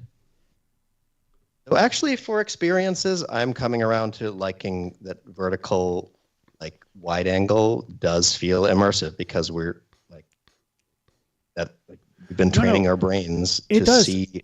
I honestly, I've talked about this before, but like Meg Stacy, who was the cinematographer on my movie Sketch, which comes out August 6th. She and I have talked about how like we really want to shoot a movie, in like 4:3. Like the idea of like having, instead of looking at it as, you have less like area on the sides and more as, you have more area on the top and bottom to create more interesting frames. I think that way about vertical too. Mm. So I've positioned this, and I did the same thing, Seth, where I'm going a little bit wider than this because it feels too wide to fit it into frame, but I'm going pretty wide still. So I'm going to pre-comp that whole thing so that my base layer is the correct thing, so I don't accidentally mess with it later. And now this looks undistorted enough that I am going to try to see what happens if I run a classic 3D camera interpolation on it, I don't know if I need to turn on a detailed analysis, but obviously I want it to solve without tracking any of the stuff on Danny's bike here. See, I'll turn on detailed analysis. Why not? Analyzing in the background. All right. Initialize already.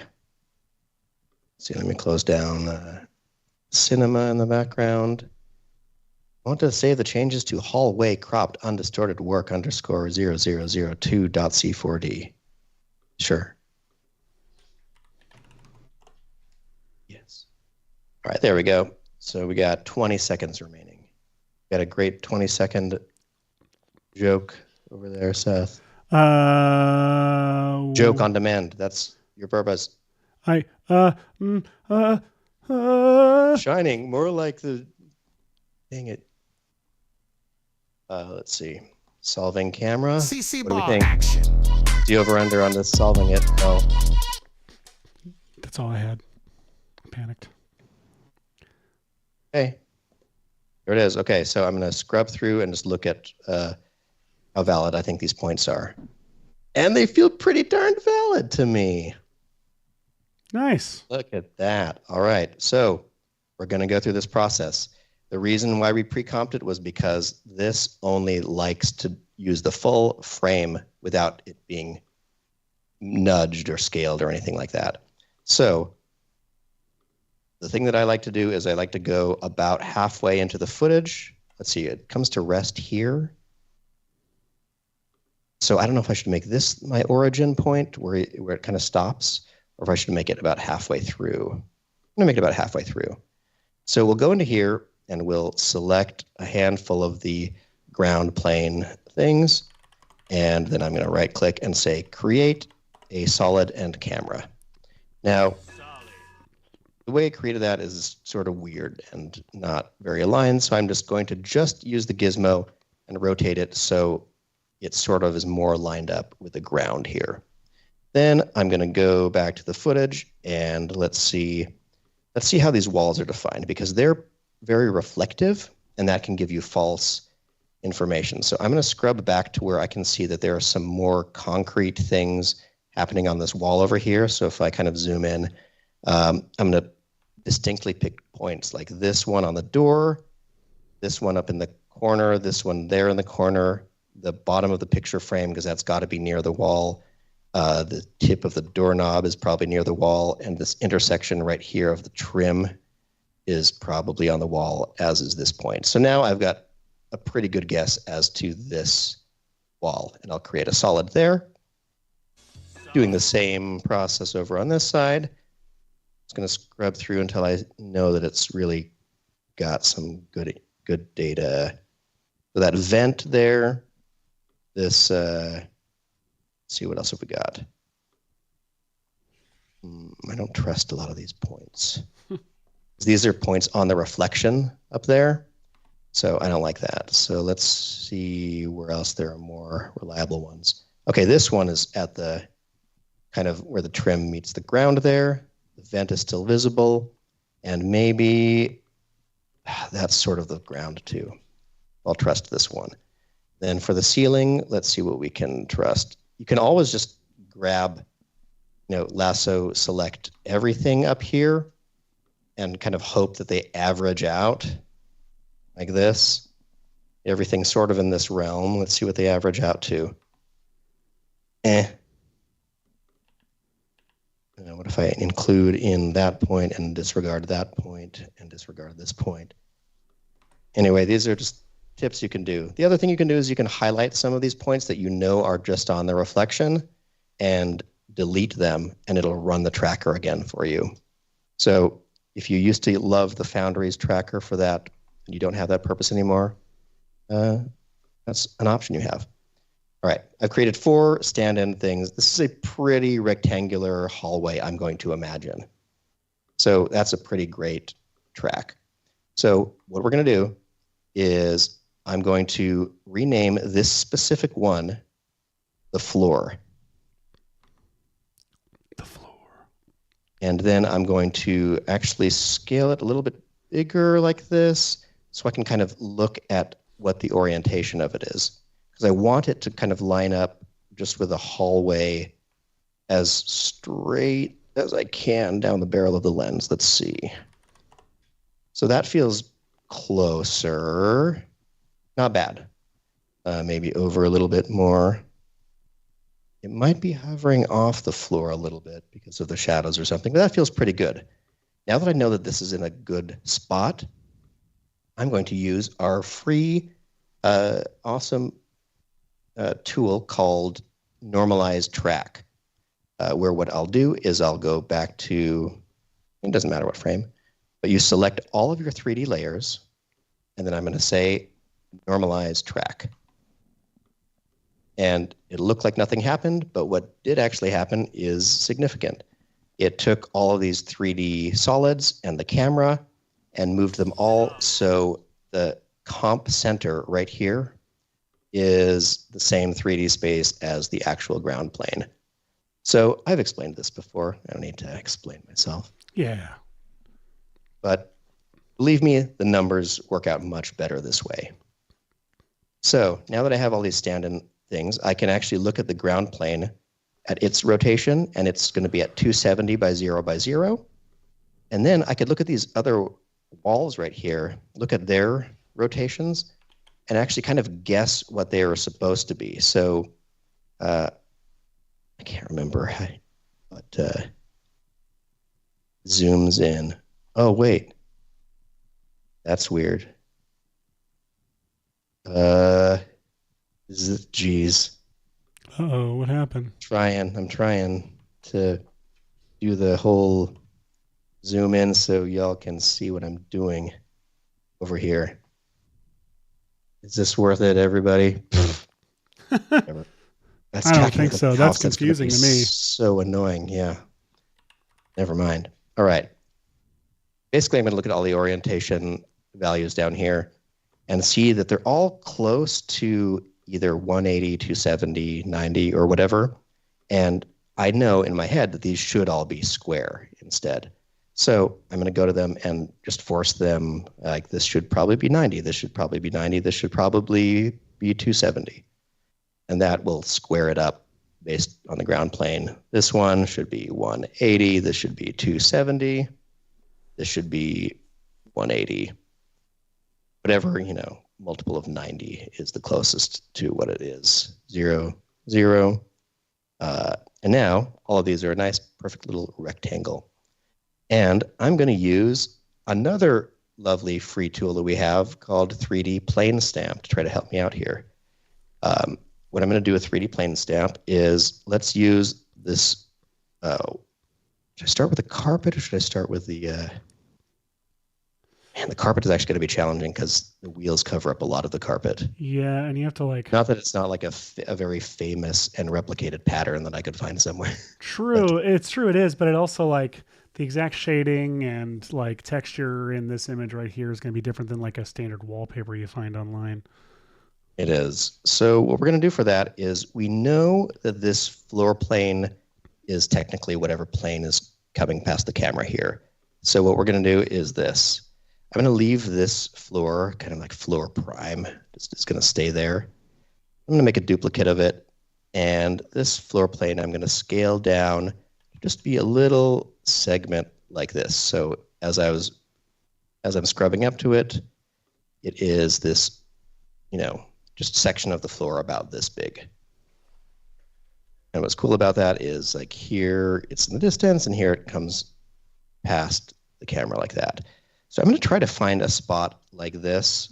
I can actually turn its opacity down so I can kind of see what Danny is covering up with his bike here and see if there's an optimal frame where he's a little bit revealing as much carpet as possible, like right here.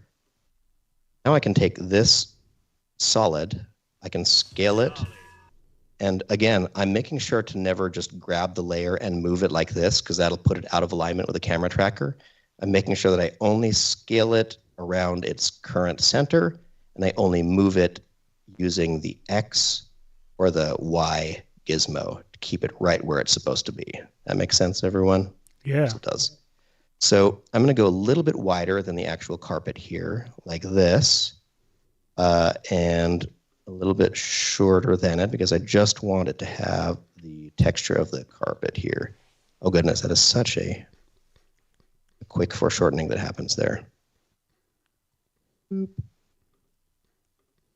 right, so somewhere around here, let's check this out. We're going to have this selected solid right here, which is almost not showing any of the tires. Let me lock the background footage here. I have a plane that is in the 3D orientation and placed on the ground right here and just in front of that carpet patch right there. So I'm going to take this frame right here and say, I'll put a marker on floor 2 right here by pressing the asterisk key so I can remember where this floor sample came from. It came from right here. I'm going to go up to my plane stamp tool and press stamp the plane. Look at that. So what just happened, unbeknownst to everyone, is that now the floor that was behind that solid has been projected onto this 3D solid, meaning that if I continue the camera moving, that 3D plane is going to keep moving right on down past that, which is great. So pretty close. Like I lose some info here, but not bad. Wow. Oh man, what I'm considering right now is that tiling it. Well, no, I'm considering it could be a live projection right now instead of a still frame. Oh yeah, it could be. Didn't I build that in at one point? A check for live? I don't remember that on a ever show and existing. Never exported it. Anyway, instead of this being a frame, this could actually be the original footage and power pinned to that point. So it would be on the ground and 3D, always projecting that section of the floor back. Okay, well, I think about that. Let me know if you're doing it. No, actually, you know, not really. Faster. It'll just be faster for me to do this a bunch of times. So I think so. I'm just going to duplicate the floor again. I turn on this one, and then I'll scrub forward until there's more of the actual floor revealed, kind of up to about this point right here. I'm going to take this stamp, move it farther back so it kind of overlaps a lot of the real carpet and some of my stamped carpet right here. And right around there, I'll move the little marker to that point so I remember where I sampled it from, and press 3D plane stamp. Let's see. Oh, let's see. Do I not want to do it that way? Oh, yeah, I guess I do. Let me undo that stamp, and I'll turn off this other layer, and then I'll stamp it now. Spider-Man, turn off this layer and stamp it now. So you'll see what I'm creating is, if I switch to this other camera view, is actually pretty cool. It's, you know, from the camera's perspective, these projected planes with the texture like that. And look how well they kind of line up. And if I just kind of were to keep on doing this with little plane stamps, like if I just go to right here, make a little duplicate of that floor solid, scoot it forward a little bit more, cover this patch of the ground. Let's turn off my other stamps real quick, and then stamp this section of the floor. 3D stamp. Okay, we're getting there. We now have a handful of little PNGs that are helping build out the ground below the actual footage, which is pretty cool. So let's go to this spot here. This is going to be super repetitive, everyone. I'm sorry. And in fact, you could even just use the same floor, whatever. Oh my gosh, I didn't even think about this. Okay, so right now my plan, everybody, is since this is all nicely normalized, if I were to go to my top view, it will give me effectively an unprojected version of the floor. And I want to just go and fix the tiling issues in Photoshop or something, give myself the full floor. So that's my plan. Does that make sense? Makes sense to me. All right, so let's go back to the actual camera's point of view and to see where our holes are. So we've got some missing floor there. So let's go back to the last frame of that. And now at this point, I'm just going to start moving this floor plane further forward and then stamping it. And now I should have a whole bunch of floors that kind of make the bottom of frame. But I'm realizing something, Seth. Oh no, what? I'm realizing that what if what I did instead, this piecemeal way is likely the best way. Uh-huh. But what if I created a floor plane? This is experimental, everybody. Wait. Are you saying... create a floor plane that is large. As large as as the actual shot. So it's gigantic. And it would cover this whole area. Gosh, it's got to be huge. Not following. This is ludicrous. Okay, here's what here's my thought. If I had a ground plane that was this big, so it technically is a 3D object that truly covers the entire span of the ground I need to replace. In fact, I could slide it back because it doesn't need to go that far into the distance at the end there. Okay, I promise this is going to be worth it. I have a plan. Okay, I want a solid that is as big as it needs to be to kind of fill this whole section and just past the beginning of the shot like that. Okay, there we go. Oh, I made it too far back already. Come on, make it to the end of the shot. This would be easier in cinema. If I knew someone who made that program. Fine. Created it. I'll scale it this big. I'll make sure that it covers the entire floor. And then I'm just going to keep on using this big floor. And at frame 1, I'm going to stamp it. It'll have the bike on there, whatever. Then I'm going to go further, select like the next frame, and then project the same floor again. And it's going to be wild because a lot of the floor is going to be the bike. But what I think is going to happen is that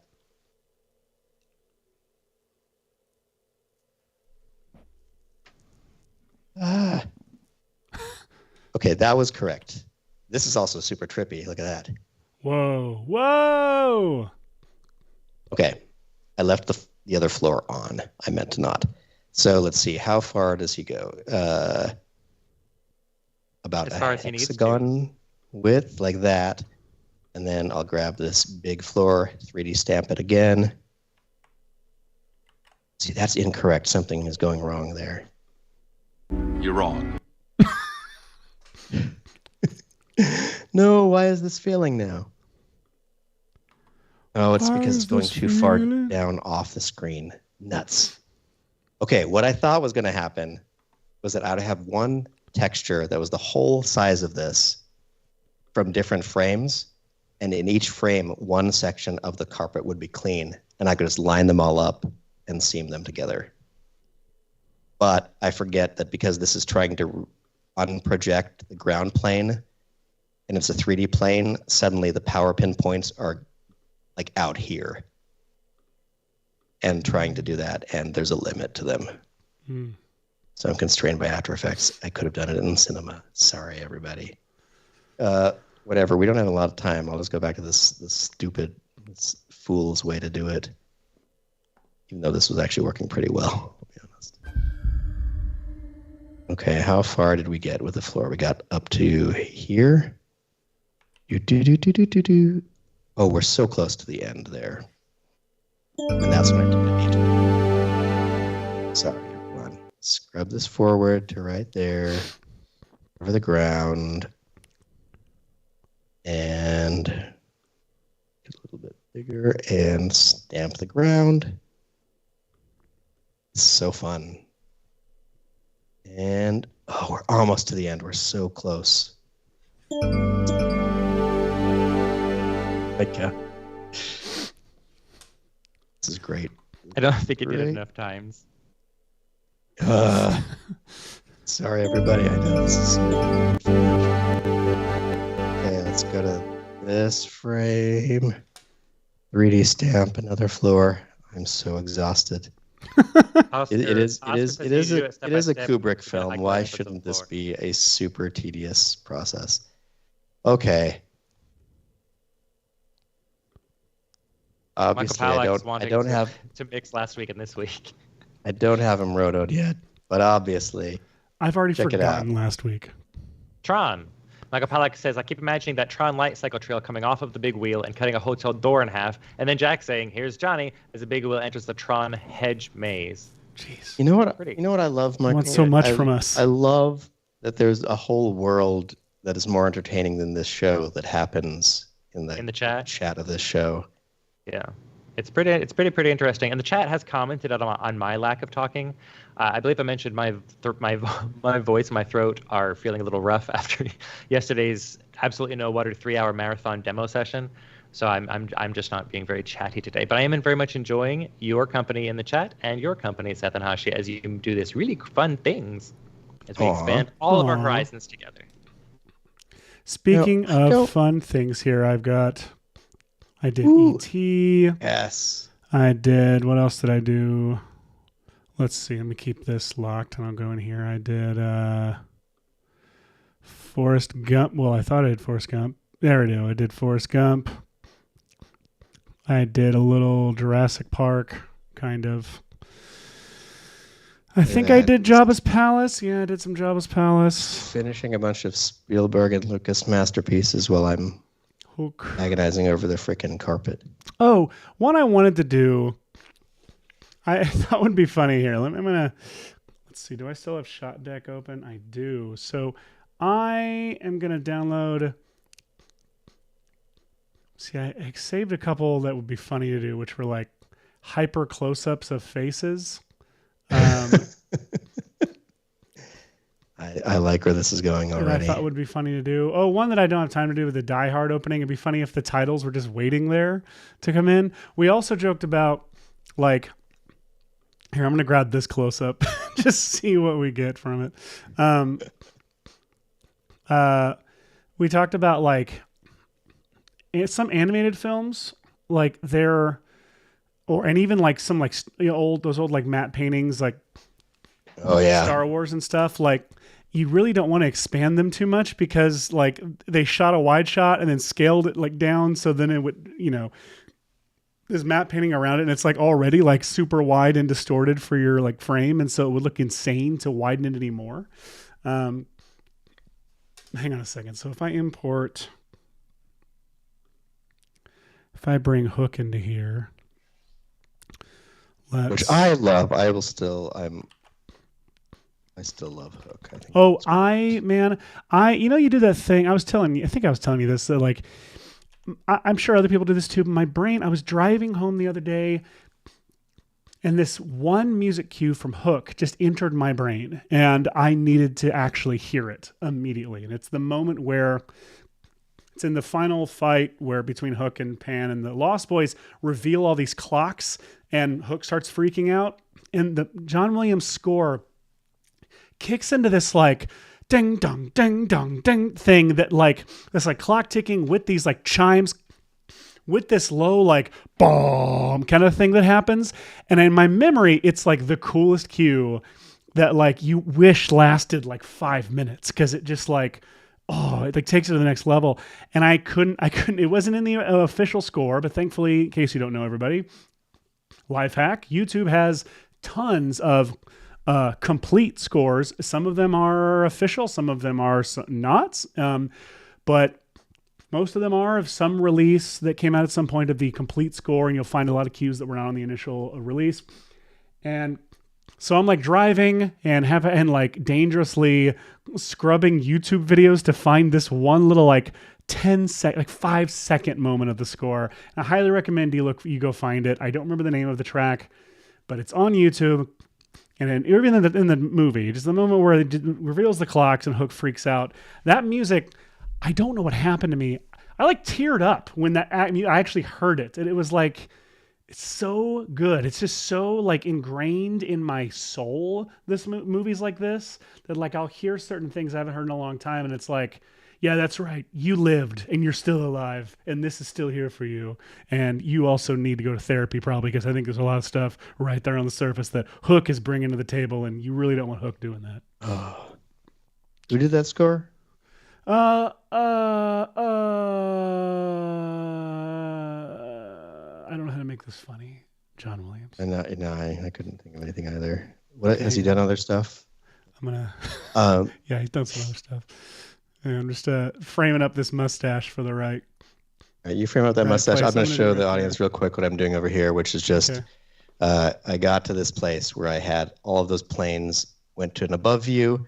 I just went and did a little quick selection of, like I selected them, then invert selected them, and then sort of added like all these parts that have a seam in them to the selection, and then did a little fill to that area. And look at that. Perfect. Yay, so this is nice. Utilizing AI, but it didn't do the majority of the work. I'm going to go ahead and speaking of utilizing AI, look at the various hooks it generated for me. Aww. This wasn't as satisfying as I was wanting it to be. I was hoping it was going to be. Well, maybe it'll still be stupid. Let's see. If I go back into After Effects, let it refresh, and I look at my screen. that's the image we'll be giving the audience. Back to you. All right, so I'm just going to save, I don't know, carpet. Boom. Let's go ahead and save that, and I'm going to import it to here. All right, so 301. From this camera, I made another camera that's from the top down, because you actually can't render from the orthographic top camera in After Effects. Don't know why still. But if you create a camera with its point of interest directly below it, you're basically shooting straight down.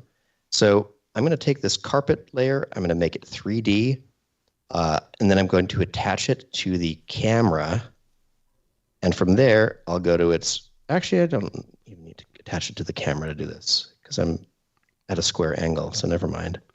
What the hell is going on in the chat? I'm just catching up in the chat, and there's something about downloading a pizza. 6 degrees of Kevin Bacon on downloaded. I'm proud of you guys. I hope this is something appropriate, because it makes me happy to see. It was. It's appropriate. It's just 6 memes deep, like several. You wouldn't download a pizza. Is that where we somehow... It got there eventually. And something about deep fakes, which makes me happy. Oh my gosh. Okay, so this is ridiculous. I'm trying to basically figure out where this 3D plane goes, because it's based on all these other stamps. Let's see how this worked out. If I go now to my original tracked camera, let's see. Now I have a nice, pretty even carpet texture right here. And obviously it gets cut off at the beginning here. I haven't done all this section, but what I would likely do in this scenario is just duplicate this card that I have and flip back here. It's a famously can you not you can't carpet. reptile it, I guess. I mean, you could reptile slide it. The only thing is when it's in 3D and this tall, I get nervous about it. That's real cool. That works. Actually, let's do that. Oh, it isn't set to tile though. Yeah. Hashi. I've been trying to avoid saying this the whole episode, but if you go into the asset browser in Cinema 4D and you search for carpet, you might find one of the materials in there heavily inspired by this film. Oh my goodness. So you're saying that if right now I took this and went, let's do export to Cinema 4D. Careful, it's 3:03. We don't have a lot of time. I'm just saying. Hop into Cinema 4D. You can use the asset browser just to grab the texture file for the rug. Fair enough. All right. I'm not going to put everyone through all of this process, but I am proud that we got at least sort of this far in this crazy expanded cinema thing. We had way less of like. I feel like they did such a good job with it that we didn't dive into all of the ethical, crazy discussion I thought that would happen. Yeah, no reason. Anyways, everyone, thanks for coming out this week, talking ethics and AIs with us and VFX.